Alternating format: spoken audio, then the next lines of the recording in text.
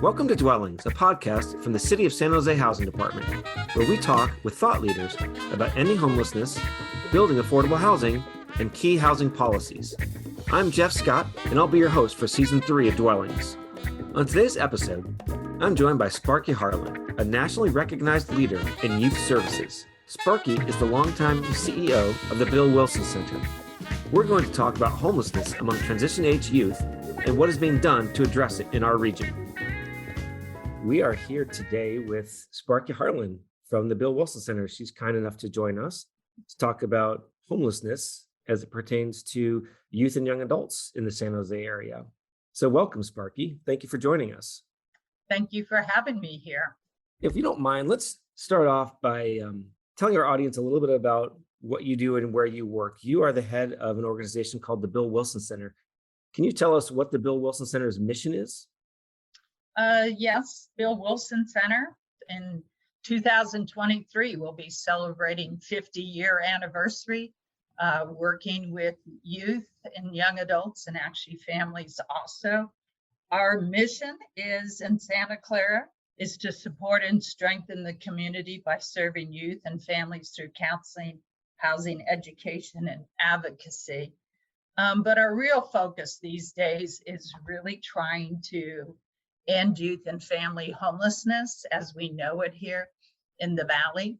And some people will say, well, how are you ever going to end homelessness? But we just say we're working toward that goal. Great. And so your role, Sparky, you are the executive director or the CEO? I'm the CEO, and it's almost 40 years as CEO. So I pretty much have been here to see the transitions over those years. When I started in 1983, we were serving 10 people, and today we're housing nearly 1,000 young people and families every single night here in Silicon Valley. So definitely have grown. That's pretty amazing growth, and congratulations to the entire organization on the upcoming 50th anniversary. That's great. Can you tell us a little bit about some of the supportive services you offer to the people that you're housing? Yes, and what we say is we do the whole continuum from prevention services and trying to keep people out of homelessness all the way to permanent supportive housing. So we do everything from emergency shelter for minors ages 12 through 17 in Santa Clara. We have a 20-bed shelter. And we also have transitional housing, which tends to be short-term, up to 2 years of housing for youth and young adults. If I can define what that is, oftentimes you'll hear the term TAY, transition age youth. What transition age youth is, we usually use youth and young adults now, and youth are ages 12 through 17. Young adults are usually described as ages 18 to 25. It's sort of that early time period while young people are still developing and moving toward independent adulthood. That doesn't always happen at age 25. I have a 27-year-old. He's still making that transition. I think we often, through the pandemic, saw people staying home or returning home. So often we're now saying up to age 30, you may be needing support. Besides transitional housing, we help people with rental assistance to stay in their home, especially through the pandemic. A lot of our families, we were providing help with rent payment, but we also help with affordable housing and permanent housing, and that can include something that's called rapid rehousing. That's kind of a HUD term. I don't tend to say rapid rehousing because a lot of our young people haven't been housed before. So they're not being rehoused. It's rapid housing in a sense. So we're helping them get into housing in an apartment first and providing rental support. But while they're in there, we really focus on all the skills needed to become independent. So we'll do everything from teaching you how to pay rent, all those things you have to do as an adult, open a bank account, how do you budget for things, getting your educational needs met, helping with employment, everything you need to transition or be successful in adulthood. Wow. Sounds like you have a pretty broad portfolio in terms of the aspects of life that you're helping the youth and young adult with. You mentioned a moment ago rental assistance for some of the families, especially during the pandemic, that were maybe struggling to pay rent. In terms of ongoing or longer term help, do the people that you place, do they oftentimes qualify for subsidies like vouchers or not so much? Sometimes, so often their waiting lists for vouchers and their wait lists for affordable housing, oftentimes for years. When we're doing short-term housing from a year to up to 3 years, especially for some young people coming out of foster care, we'll usually immediately try to put them on a wait list for affordable housing, and even vouchers, so that if something comes up, they're usually income eligible, we can place them into that immediately and not wait. We don't wait to the end of their program with us before we get them into permanent housing. The other thing we do, Jeff, is we also, when we place them in transitional housing, we often place them in what we call a program transition in place. So most of our young people are only going to be able to do shared housing. That's the realities of what it costs to live here. So we'll try to find a shared housing situation where they may be paying $1,000 a month for shared housing. And then we know that as we're paying that rental subsidy and we start decreasing it, we do that as they get employment. So they're able to afford the place once we end the rental subsidy. So we often call that transition in place. We're putting a young person in a housing situation we know they can afford on their own with, jobs that they can start out with. So often jobs that are paying what is a living wage here, which in this valley now is roughly $23 an hour, $22 an hour. So just to be clear, when you talk about these short-term rentals and you start off by helping them pay most of their rent, do you kind of over that year or a couple of years, do you kind of step down the subsidy? So maybe you're paying close to 100% at first, then maybe it goes down to 90%, 80%, et cetera, until finally the individual is paying almost all of it on their own? Yeah, that's how the program started initially, and we have many different versions of these subsidies. During COVID, we tended to pay more of the rent longer term. I think it's almost the programs you'll hear people talk before pandemic and after. I mean, it's kind of a different reality. We don't know what's going to be needed going forward. But yes, we tend to pay for the subsidies 100% for a period, and then we start stepping it down as they get employment, because obviously it doesn't help to have them pay for a portion of it if they don't have the income. So another model we have for the younger population, age 18 and 19, is we own these houses. And what we'll do in those programs is that we will charge them a portion of the rent. Maybe it's $50 or $100.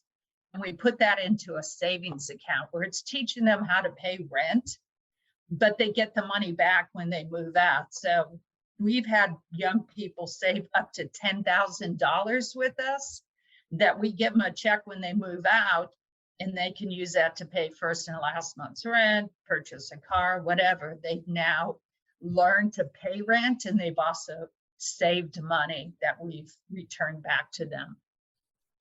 Oh, that's really exciting. I'm sure for some of these young adults to get a check for several $1,000s is a godsend for many of them. That's a really neat concept. And they're learning to pay rent, and we're also trying to teach them how to save, which is not an easy thing, I think, in this valley, and for many people to talk about things of a savings account and putting money away.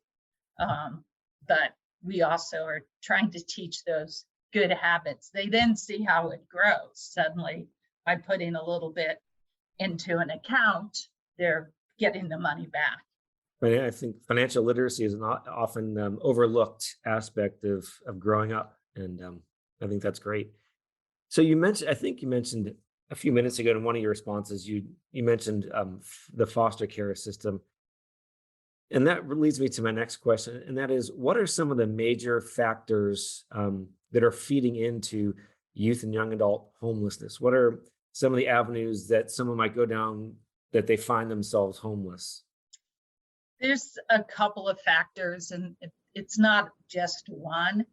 A lot of it, we're starting to see new trends of intergenerational homelessness. So we're seeing homeless youth coming from homeless families.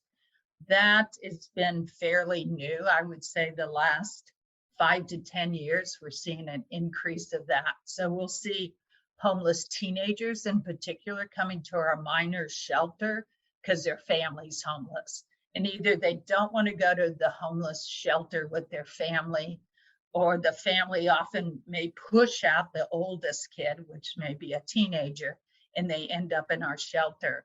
Now, our minor shelter's focus is really family reunification.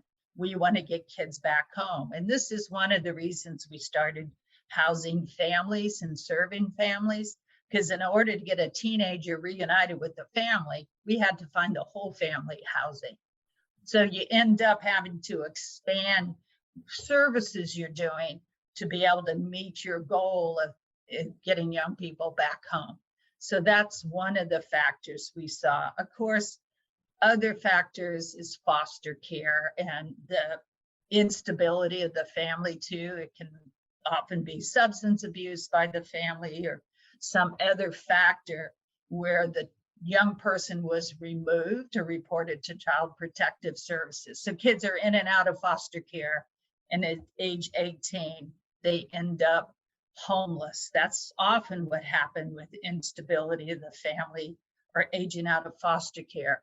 But the difference today is if you age out of foster care at 18, you're now eligible for up to 6 years worth of housing. That's just changed. So when people say young people age out of foster care and they instantly have no place to go, that's not true in California anymore.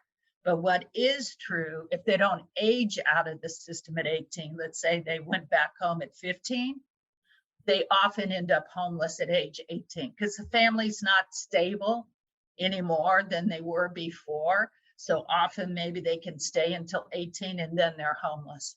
And they're not eligible for that 6 years of housing. So that's a huge gap in our system. And that's often who we see homeless. The other factors coming out of the juvenile justice system. If you have a criminal background, just like adults, it's hard to find employment and housing at times. So that's a major factor affecting homelessness for youth. And so for some of the people that you work with that are kind of right on the cusp of youth and young adulthood, so they're in that 17, 18 range, are you able to spend much time? Do you have the resources to help them with maybe job training, job skills training, job placement assistance? Are you able to do that sort of work with them? Well, Jeff, that's when we look to our collaborators and other people in the community. We don't need to do it all. So trying to do an employment program in addition to our other services. And of course, what I forgot to say is many of these young people also have mental health issues and substance abuse issues themselves too. So that's our focus oftentimes, and we can get young people job ready.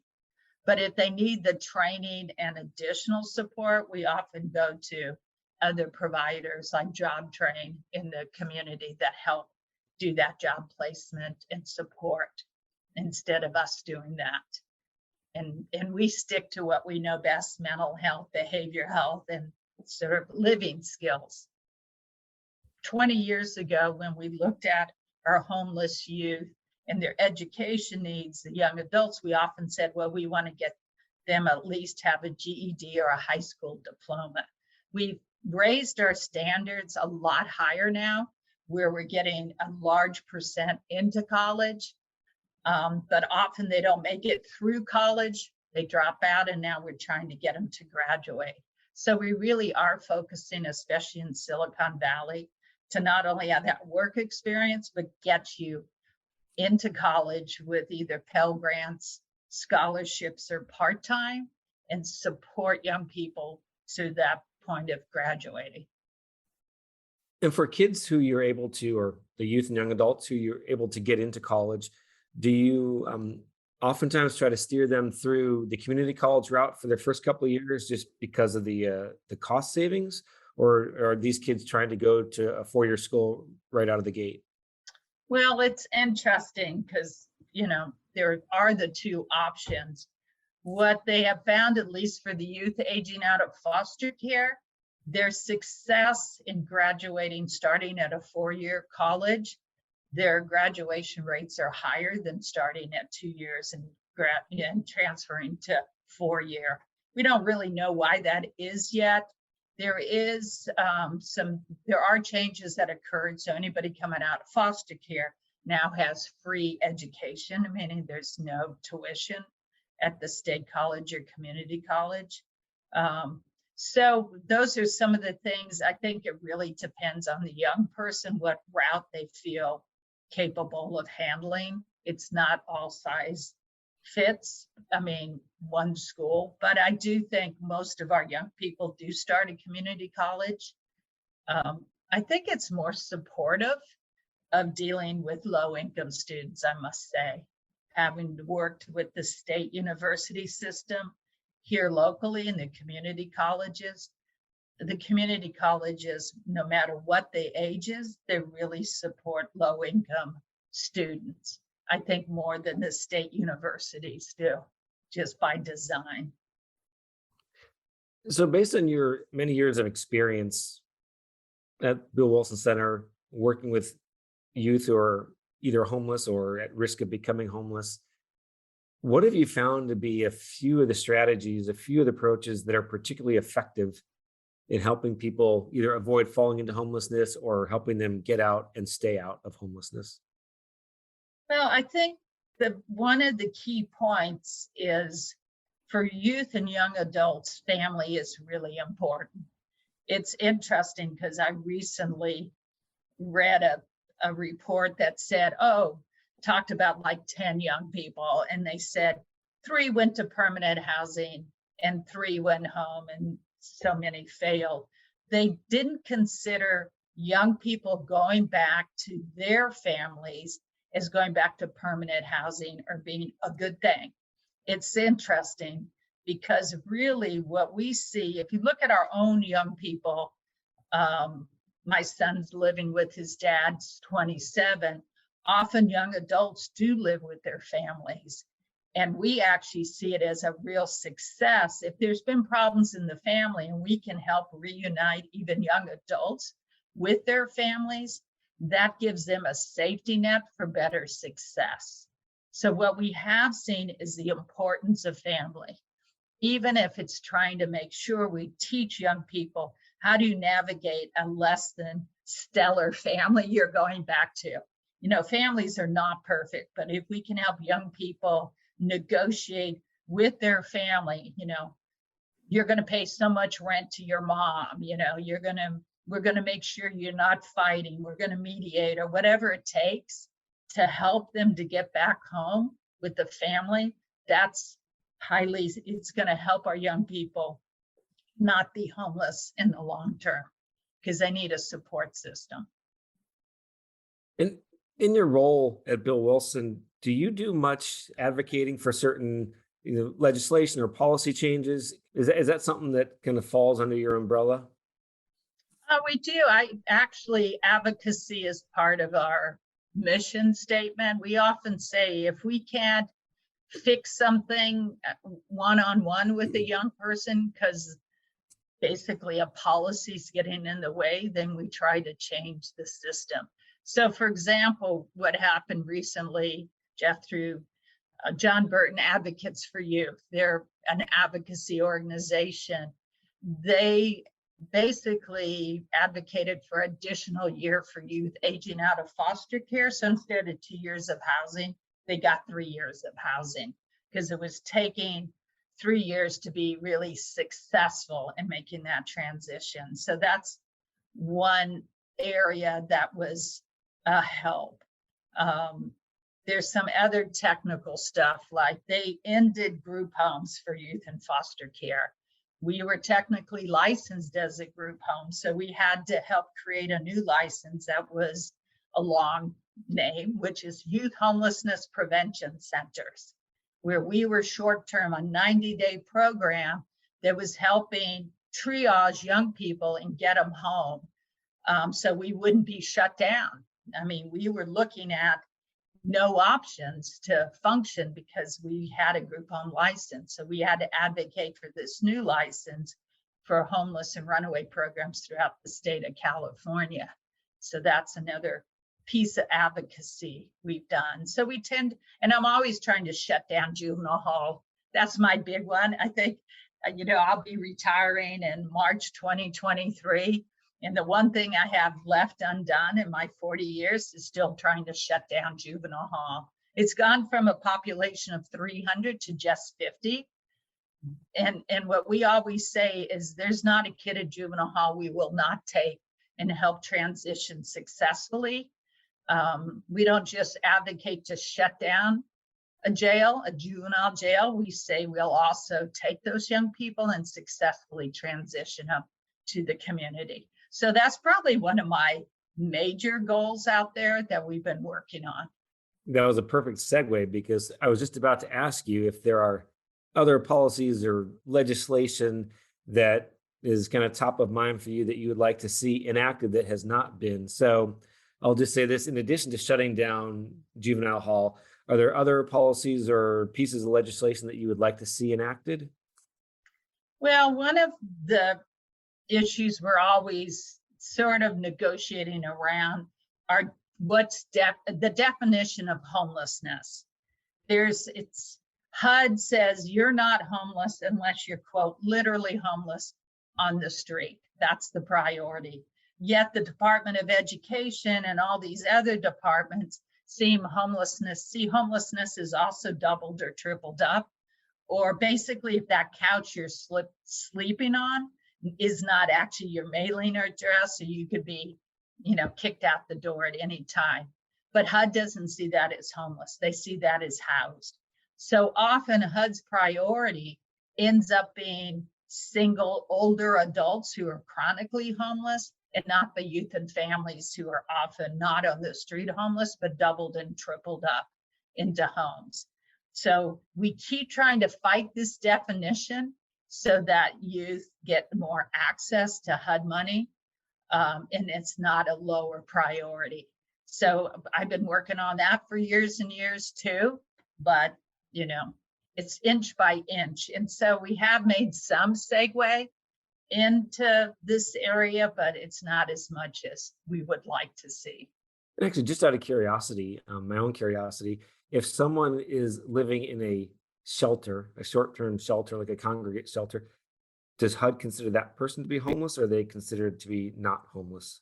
They're not homeless, but jail was considered housed. Now, I think they might have changed some of that. So somebody coming out of jail wasn't a priority because they had been housed for 30 days or 90 days. So there are all these definitions that needed to be changed. There's a lot of push-pull among the youth providers because HUD was really designed for affordable housing for really families and adults, not youth. So there is funding called the Runaway and Homeless Youth Act. We're still waiting to try to get reauthorized. That's under HHS. They also do foster care. So they know young people. Their definitions are much different than HUD, which really is an adult system that started serving youth. And of course, all us youth providers, we went to HUD because HUD has 100 times more money than HHS for this population. So we all started applying for it, and HUD's kind of like, well, wait a second, you don't really fit into what we do, but we had to make it work. So HUD is slowly changing this community was successful in getting a huge grant that's called the Youth Homelessness Prevention, Youth Homelessness Demonstration Grant is what they got. And that's $5 million a year for this community to do additional services to youth. And all the funding, where the priorities go, is led by a youth advisory board, youth with lived experience. So that's been something different for this community, to have a youth advisory board really leading the effort to plan and spend that money. And when you receive funding, when you talk about government funding for Bill Wilson in the form of grants or other payments, does that come to you directly from HUD? Does it come through Santa Clara County, the city of San Jose? Is it some sort of a combination of all of the above? It's all the above. We get some direct HUD money, Health and Human Services. We also get state money, county money, city money. We're really, I think we have 100 different sources funding us, which means 100 different regulations. And all of them define homelessness different, even the age of what they defined as young adults. Some's up to age 24, some's up to age 26, some goes down lower. And then length of stay, that somebody will allow us 30 days, somebody else 60. You know, you can only serve under 21 age. And so we actually, with our 1,000 housing units, we had to hire what we call a housing expediter, just to look at all our rules and regulations on those 1,000 beds and make sure when we're placing somebody into a bed, we're not, crossing up what the regulations say we need to do with them. It's not easy. A lot of bureaucracy to house people in using these funding sources.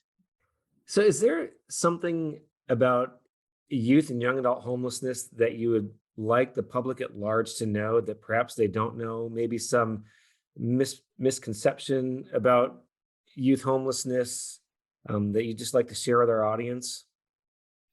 I do think the issue, young people are hopeful. I mean, most young people don't call themselves homeless even when they are. So when you look at young people on the street, you can't say and point, oh, that person's homeless, because they look like any other young person. So there's always this misconception around young people. Even on our point in time count, our numbers dropped in January by a huge percentage. And that's mainly because it's hard to find you. They're not living in encampments, so you can't just say, oh, it's all these young people out there living in tents and not working. They're really invisible and trying to find their way in the world. That being said, fentanyl has really impacted young people also. 5 years ago, we never would see any of our young people really die from drug overdoses. In the last couple of years, I've seen 5 people die of fentanyl overdoses. And that's the part that's sad. But the other side of it is young people are really wanting to be successful and work and get an education. And so they're not just sitting around in somebody's family basement playing video games. They really are a hopeful, as they say, young people are our future. I think, looking at COVID and how it's impacted young people and not allowed them to be out and meet people, we have to also understand they need our help. So I would say to adults to really support youth and young people to help with this transition now after COVID, because they really want to make a difference and get a job and be successful. And this may seem like an obvious question, but I'd love to hear from you.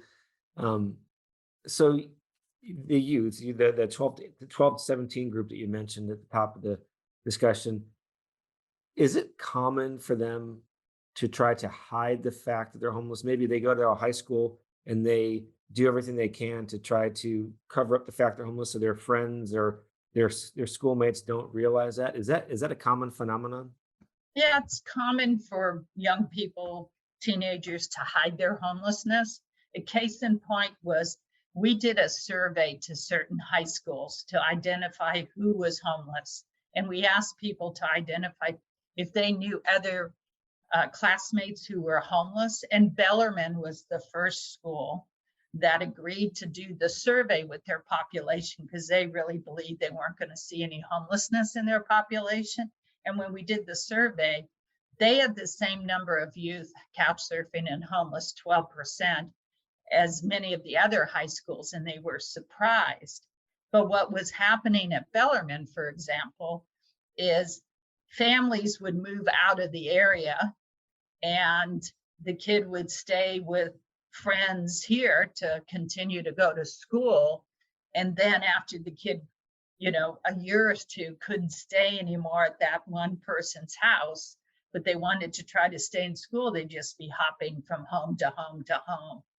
And often, even we had one of my board president at Bill Wilson Center said he didn't realize that his, daughter's best friend was homeless. He just thought she was staying at their house all the time. And he finally, I always say, ask the question, if you have your kid's friend staying every single night at your house, just sit down and ask what's going on, because young people will talk to you. And often you don't even realize the reason they're at your house every night is they're pretty much homeless and they can't go home. So yes, it's invisible to many people. And we often are afraid to talk to our teenagers' friends because we think we're interfering. And I'm saying, you're not interfering, you're showing support to them. So sit down and chat and say, hey, what's going on? We love having you here, but it seems like you're here a lot. And find out. Well, that's a fascinating anecdote. I'm sure that has probably happened many, many times, more times than people realize. So Sparky, if there are people out there listening now who want to get involved, who want to do something to help the cause of trying to end youth homelessness, do you have any words of advice or recommendations on how they might be able to get started in helping out? Well, of course, one way people can help out is to volunteer at Bill Wilson Center. We have a lot of volunteer activities here. They can go to our website, which is billwilsoncenter.org. Pretty easy. So that's one way to help out with different activities. The other way I would say is to also look at different efforts happening around trying to build housing and support efforts to have housing for homeless individuals and families. There's this real pushback now of not in my neighborhood, or this is the wrong place. We really have to broaden what we think about in supporting efforts to build housing, affordable housing, and housing for homeless individuals. So I would say look around your community and help where you can to encourage more housing besides volunteering for Bill Wilson Center. Sparky, this has been a fascinating conversation. Thank you for sharing your insights and your years of experience. I really appreciate your time today. Yeah, well, I'll be retiring, and I think instead of a party, we're probably going to do one last march on Juvenile Hall and talk about shutting it down. So maybe you'll come out and join us. Something to look forward to in March of 2023, I guess. Yes. So thank you. Thanks again, Sparky, for joining me on today's episode. To learn more about the Bill Wilson Center, please visit billwilsoncenter.org. Thanks for listening to Dwellings, the City of San Jose Housing Department podcast. Our theme music is Speed City, composed and performed by Attain Charles. Thanks to San Jose Jazz for letting us use their music. If you like the show, please subscribe and share with your friends and family. If you're looking for more ways to help address housing and homelessness issues in San Jose, please check out the show notes. You can follow the Housing Department on social media. We're on Twitter and Facebook at SJ City Housing. And if you have questions or comments about today's episode, please send them to housingcoms@sanjoseca.gov. The artwork on our website was created by Chelsea Palacio. Dwellings is produced by me, Jeff Scott, and Jose Chavez of the Housing Department.